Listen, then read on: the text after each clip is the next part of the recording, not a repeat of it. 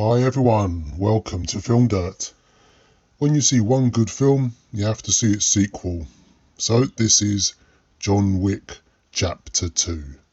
Thanks to the high kill count of the first film, we've got a few new cast members this time, namely Laurence Fishburne, who's fresh from The Matrix as well.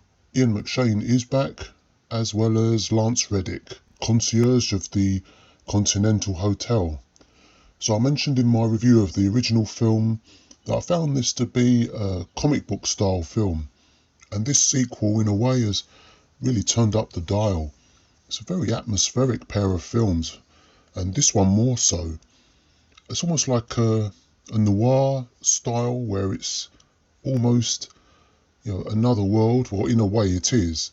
It could almost be like black and white or monochrome like Sin City, couldn't it? Where everywhere you go you just see all of these weird and wonderful characters and extreme situations. And as before, very little realism here, and that's fine. It's done well, and that really draws you into this different world that perfectly demonstrates the escapism of cinema. And you're wondering as well, are the cops really this dumb? Because there's this whole organisation where there just seems to be a lot of people, a lot of gangland people, a lot of hitmen, and all sorts of villains, just so many, and they're all without a care in the world, and they're all visiting this hotel or safe house, if you like, and the cops are nowhere to be seen. It's brilliant, isn't it? I love that. So we've got a new Russian villain. It's of course it's the brother of the original. It's always the brother, isn't it? There's always another man, and he's played by Riccardo Scamario. He was fantastic. Another character which is completely befitting of this role. Someone that you boo and hiss, and there's no split personality or he's a nice guy, and none of that. He's just a villain you want to see slapped. Just showing that all the parts here are really well cast. He wants his sister out of the way so he can take his rightful chair at the table of his family empire, I guess. And that scene where John Wick has to kill his sister, and they're in the same room there, and she basically does it herself. What a powerful scene. I just love the setup and the way it was played out. It's just wonderful, and good acting all round. I thought it would be more drawn out and it will be the end of the movie, like not the last boss, but it will be somewhere around there.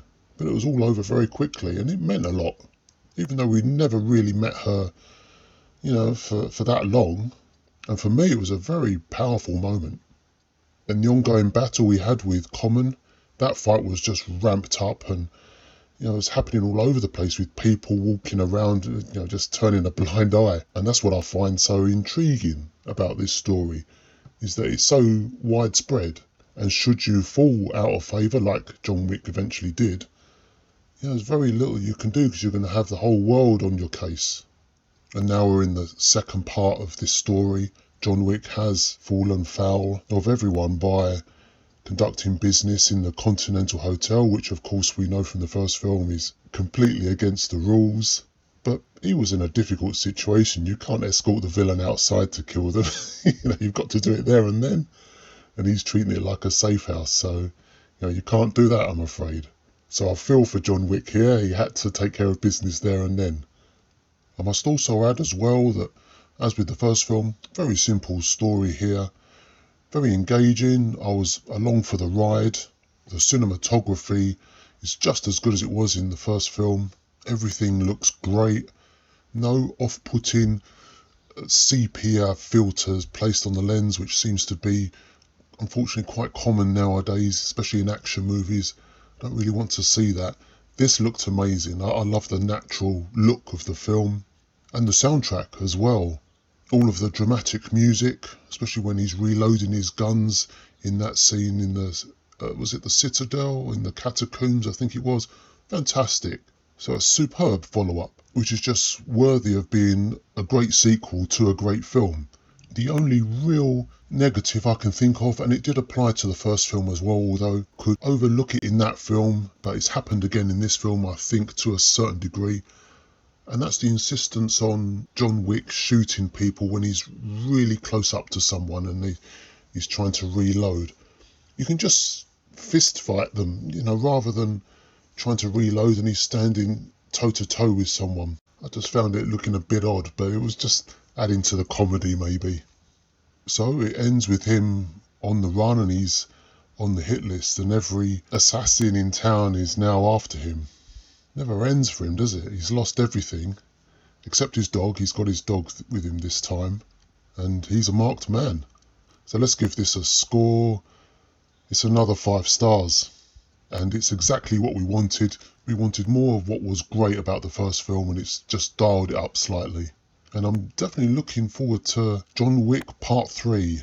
Again, with this film, enough time has passed so I can enjoy it all over again without too much recollection of what happened.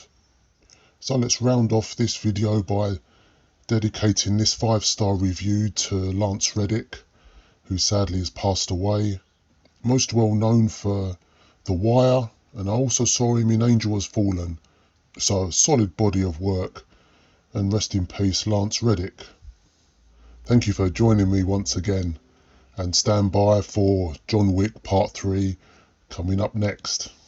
Give this channel a sub if you haven't already. I like having the same group of regulars return. So speak to you next time. It was great speaking to you. All the best and take care.